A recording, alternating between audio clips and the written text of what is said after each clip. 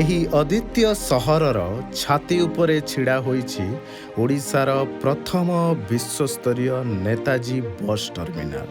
କେବଳ ଯାତାୟାତ ସୁବିଧା ଦୃଷ୍ଟିରୁ ଏହାର ନିର୍ମାଣ ହୋଇନାହିଁ, ବରଂ ଏକ ଆଧୁନିକ ସହରାଞ୍ଚଳ ପେଣ୍ଠସ୍ଥଳ ଭାବରେ ଏହାର ପରିକଳ୍ପନା କରାଯାଇଛି, ଯେଉଁଠି ଯାତାୟାତ ସହ ବାଣିଜ୍ୟକୁ ଯୋଡ଼ୁଛି ନେତାଜୀ ବସ୍ ଟର୍ମିନାଲ।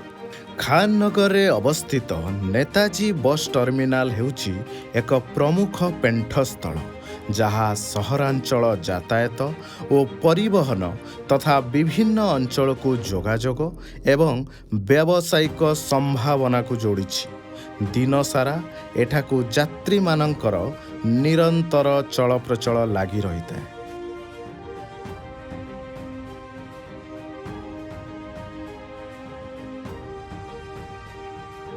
ପ୍ରାୟ 25,000 ବର୍ଗଫୁଟ ବ୍ୟାପୀ ଅଞ୍ଚଳରେ ଛିଡ଼ା ହୋଇଛି ଏହି ପ୍ରମୁଖ ବାଣିଜ୍ୟିକ ସ୍ଥାନ, ଯାହା 2ଟି ସ୍ୱତନ୍ତ୍ର ମହଲାରେ ପରିଚାଳିତ।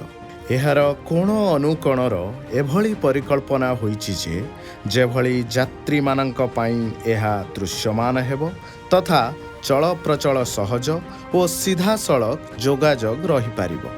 2 ମହଲାର ଏହି ସ୍ଥାନ ଖାଦ୍ୟ ଓ ପାନୀୟ ଦୋକାନ, ଔଷଧ ଦୋକାନ, ପରିଭ୍ରମଣ ସେବା, ବ୍ୟାଙ୍କିଂ କିଓସ୍କ ଏବଂ ଅନ୍ୟାନ୍ୟ ଯାତ୍ରୀ କେନ୍ଦ୍ରିକ ବ୍ୟବସାୟ ପାଇଁ ବେଶ ଉପଯୋଗୀ। ଏଠାରେ ଆପଣଙ୍କ ବ୍ରାଣ୍ଡ ହଜାର ହଜାର ଜନସାଧାରଣଙ୍କ ନୀତିଦିନିଆ ଯାତ୍ରାର ଏକ ଅଂଶ ପାଲଟିଯାଏ। ଆସନ୍ତୁ, ଓଡ଼ିଶାର ଏକ ସମୃଦ୍ଧ ନଗରର କାହାଣୀରେ ଅଂଶୀଦାର ହୁଅନ୍ତୁ। ନେତାଜୀ ବସ୍ ଟର୍ମିନାଲରେ ଆପଣଙ୍କ ନିଜର ବ୍ୟବସାୟ ଆରମ୍ଭ କରନ୍ତୁ।